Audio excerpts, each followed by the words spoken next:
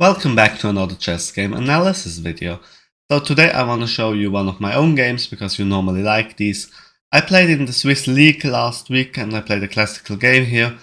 It's 6 boards, our team against another team.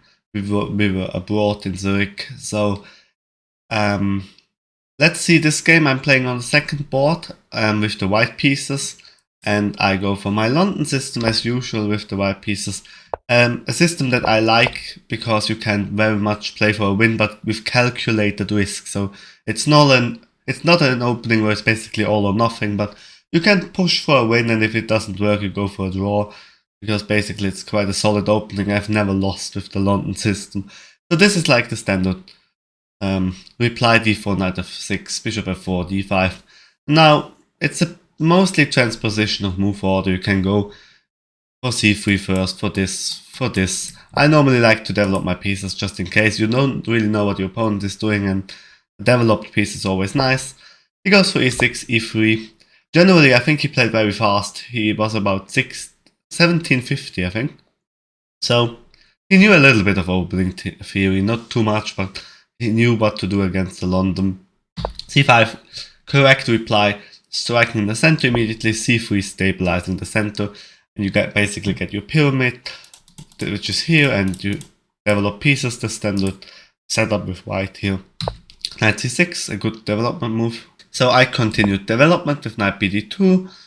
He plays a6, which is not the main move, but you can probably play this with the idea to strike here b5 and create a queenside pawn majority at some point, getting some space on the queenside. Knight e5, now basically tactically I prevent him to push b5 because then the knight is hanging. The knight also wants to go to e5 anyway in most London positions, so I thought it was kind of natural. Of course he can trade it off, but he first develops bishop d7, a4, now I just prevent b5 for the rest of the game. c4, and this is already a position the engine doesn't really like the way that black is playing. I think it's kind of natural. But here b4 of me. I wanna basically get some space myself and stop this pawn from ever like trading itself off. And here I think the engine disagrees with how I play, but I think this is kind of natural. The better variation I want to show you, knight takes d7 immediately. I didn't see. I thought yes, of course you can take here, but queen takes d7 and then e4, the strike in the center. I didn't see this. If I saw it, maybe I would have calculated and gone for it. D takes e4, and now you don't take on e4 because it's protected. You trade on c4, and all of a sudden this very strong c pawn is gone. Double pawn in the middle. Maybe you have some ideas and some space on the queen side. This would have been better, I think. b4 just tries to close everything off. Maybe castle long and then attack here on the king side. I thought it was very natural, but it's not that great. It's still equal, it's not that terrible, but just to show you that it's not that great of a move. There were already like tactics, like better tactics. Now he took on passant. He didn't really think long. He took like 10 seconds of thinking time. Probably he had already expected b4 as a move, which is not that great actually, because after queen takes, you see, I traded off my b pawn for his c pawn, and he played b5 with the pawn. He played c4. He played c5. He played c4, and then he took on passant. He took 3 moves with the same pawn, whereas I basically pushed b4 and then took with the queen here. So I get a lot of tempi, and you see he's already a little bit underdeveloped, I think. Not that terrible. It's still pretty much equal, but you see these tempis with the pawns, sometimes questionable. A better alternative, instead of taking en passant, would have been, by the way, why is en passant a bad move or like questionable? This tactic, knight takes b4, I didn't expect him to find this, and I didn't calculate this myself, but just to show you, can already sacrifice a piece here. C takes b4, the engine wants to take with the bishop now, and now basically argue that the 2 pawns are compensation because you have to play in this position one of the only moves that hold the game for white, because you're already in trouble with white, is king e2, and after castles you basically tried to pile up on this pawn or trade it off and get a couple of nice pass pawns here on the queen side, which is very nasty. So why do you have to play king e2? Actually, I was asking myself, what happens if you just develop knight e4 and now there is a pin and you lose back the piece and you're basically down 2 pawns, which is bad position. So you would go for this, and I'm not sure if I actually like this position with white. You have a knight for 2 pawns, but it's very hard to play, I think. So I understood my opponent. He didn't calculate all of this. He took en passant, I took with queen. Now the b pawn is hanging, queen c8 defending, bishop d3 now development, bishop b7 development, rook b1, and now I'm piling up on this b pawn, which is now backwards. Knight d8, he defends it, which the engine doesn't really like. In this position, the engine wants to take on e5, bishop takes, and I just show you the computer variation because I didn't calculate this at all, but it would have been possible. b5, you temporarily sack the pawn, ab5, and if white wins back this pawn, you have rook a3, takes the queen, and you win back the c pawn. Basically everything gets traded off. Queen takes c3, rook takes c3, bishop takes d7 with check, knight takes d7, bishop takes pawn, which is hanging, rook g8, takes the bishop, bishop h6, and rook takes g2, and here you can basically get up and shake your opponent's hand because it's a draw. Everything has been traded down to a couple rooks and a couple pawns. So you could have probably gone for this, I think, if you wanted to force a quick draw, but you see that there was already like this opportunity for black to simplify heavily, which I was thinking, okay, I'm attacking, but obviously black can simplify a lot here and get in drawing range pretty soon, actually, after this knight takes e5, which is an obvious capture move. You have to calculate this. He played knight d8 though, which is not so great. It's a little bit passive. It defends this pawn here, but the knight on d8 back on the back rank, not so great place for the knight. d4 now striking in the center. Now I try to open stuff, castle, bring the rook into the game. He castles away. Correct move. He didn't take. If he took here, d takes c4, then knight from d takes c4. And the knight comes in here, just the piece harmony here. Look at how many pieces in the middle of the board. Rook is very active, so engine already gives +5. When I saw this in the match, I was like, okay, this is over. If he takes, then basically GG's. But he didn't. He castled. He held on a little bit harder to his draw here. Obviously, he's not attacking here. He just tries to hold here.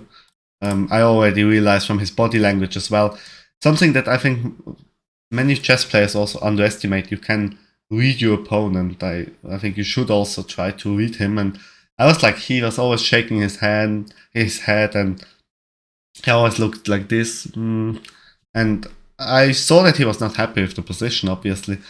Even though we had to think quite a lot. We calculated a lot. It's already like half an hour gone after the first 14 moves or so. But obviously castles. Now the position is easier to play for me because there are a lot of Zugzwang ideas. Just one example that I saw all in the game, that if you ever play such a move to protect the rook, the pawn, and push him maybe, then you can take here with tempo, attack everything. And the bishop here very nicely placed also attacks the rook, so at least an exchange you're gonna lose here once you move the rook. This bishop very nice, always ready to discover here or here, and very nice piece here. So he played rook e8, just a development move. Rook fc1, strong move aligning with the queen, and there are already tactics along this line now. Bishop c6, he plays it correctly. He basically blocks the whole file, which is correct. Now rook c2, sloppy move of me. I think I didn't play this too well. Now the obvious move that you have to calculate here, and I calculated this is knight takes c6, but somehow I didn't like this. I don't know. I thought I might need to triple here on the b file and would be a better position, but obviously if the b pawn takes, then you play c5. If the knight maneuvers, then you have a5, and this is just strategically winning with this very nice b file. All the pieces come in here, you can triple and you can do anything you want to do, and this is strategically, I think, winning. It's +3 according to Engine, so very hard position. Zugzwang nearly middle of the game for black.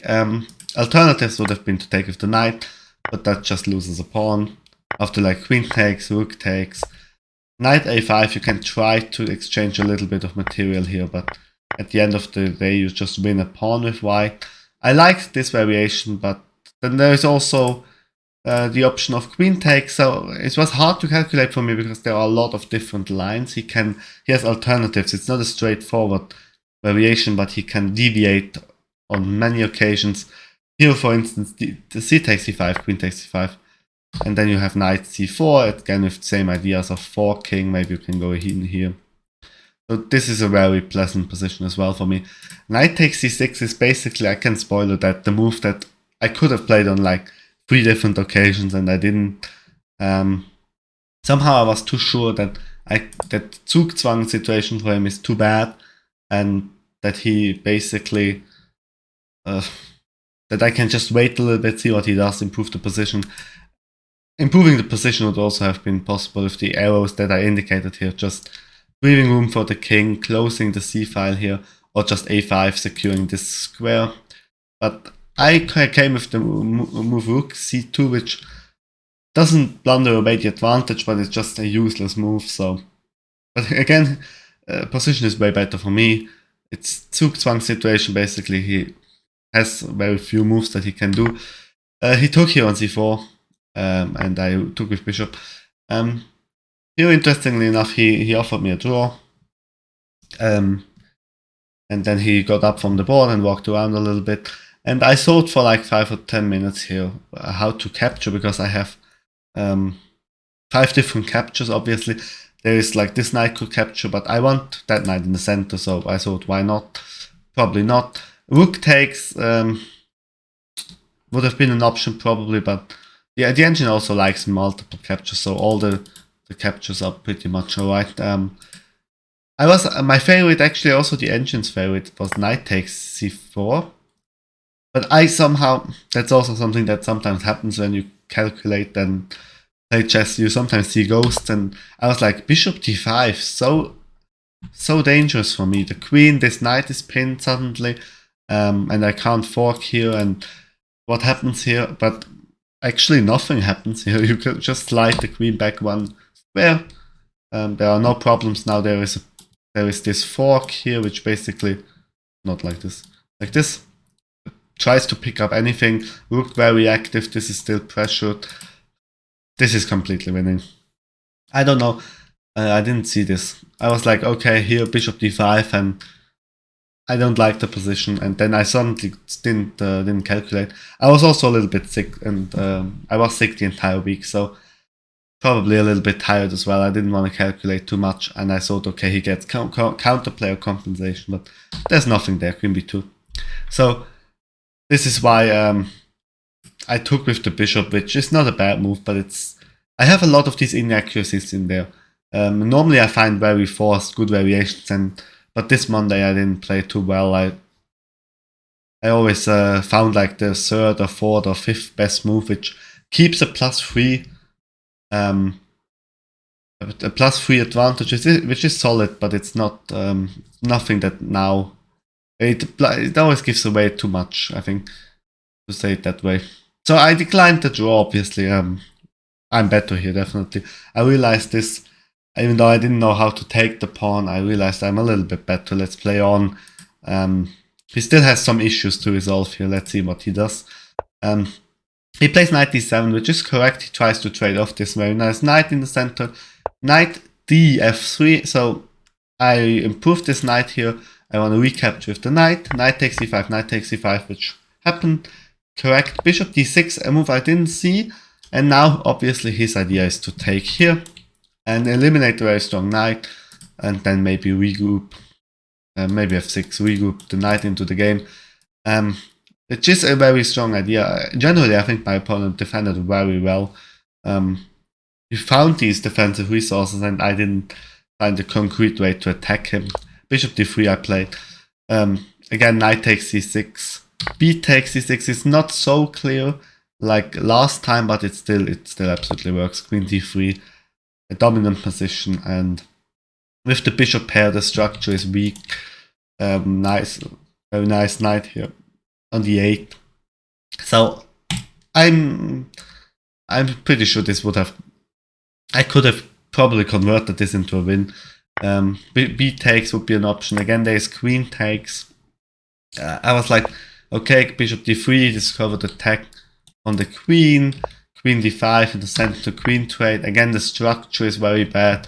Isolate the pawn here, and something like rook b6, trying to double the rooks and play for the weakness here in the position. This would have been an alternative. Also, knight takes would have been an alternative, but pretty much the same variation as before. Queen takes, queen trade, this very nice knight fork, which kind of tries to hold on rook ec8, bishop d3, but now I trade the rooks, and this is just again an endgame with a pawn up and bishop pair against knight and bishop. I don't know why I didn't calculate this here. That was just a blind spot of me. Knight takes, finally eliminating this bishop. I could have eliminated it like 3 times in the game. Knight takes c6 again, best move, but somehow I was so focused on keeping the pinned piece, because the pinned piece is obviously something very nasty and you have to deal with it. The queen can never unpin because the knight is there. One of the big reasons why I never wanted to remove the knight, so that the queen can never come here and unpin, and if the queen goes here, then there's like a double attack on the queen, discoveries and stuff. So the queen, which is a very bad piece here, and I didn't want to let her out, but now obviously what he prepared all along. Bishop takes e5, now he eliminates the knight. Bishop has to recapture queen d7, a good move now. Finally the knight has been eliminated, so you can unpin, attack the pawn. And I quickly calculated a little bit. If you play something like a5, which it wouldn't be that great because you get skewered here and you lose the exchange. There are obviously tricks. The engine wants to capture here and then maybe remove the queen, then remove the rook. There are tricks, but should be equal, but very unpleasant to play. Also, when you try to, that's mainly the main thing. And if you do nothing, that pawn gets captured with the skewer. So I decided to play rook a1. The engine already still gives a plus 1.3 advantage for white, still a better position because of the activity of the pieces and the bishop pair against knight and bishop. But I didn't feel too well here in the position. I realized I had blundered away a very nice winning opportunity at some point. I didn't realize when, but I already thought maybe the knight capture, it could have been a knight capture, but in chess it's not very helpful to dwell in the past. So in this position, rook a1, I just put the rook back into the corner. I didn't like the move, but it's the best move, and defends the pawn. And here I offered a draw to my opponent, and he gladly accepted the draw, and so the game is drawn in this position on the 22nd move. Not a long game though, but a very tactical one. I like that a lot. What I didn't like is that I blundered away an opportunity to win a game.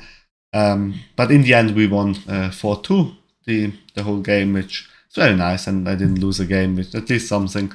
But here I think the fighting instinct, I lacked a little bit the killer instinct, I think, in this game. I wanted to play a little bit too perfect. It was a very solid game, only very small inaccuracies, but that's sometimes enough to not be able to win in the end if your opponent defends correctly, and he played very nicely in the end. I think he found this resource with bishop f6 and trading off the dark square bishop for the knight, something I had not really expected in the game. So I hope you liked another classical game analysis from me. Tell me in the comments what you like to see, if you want to see more endgame analysis or game analysis. Check out my stream if you haven't on Twitch, or on my Instagram page. You have linked it down below. and I see you in the next video. Bye.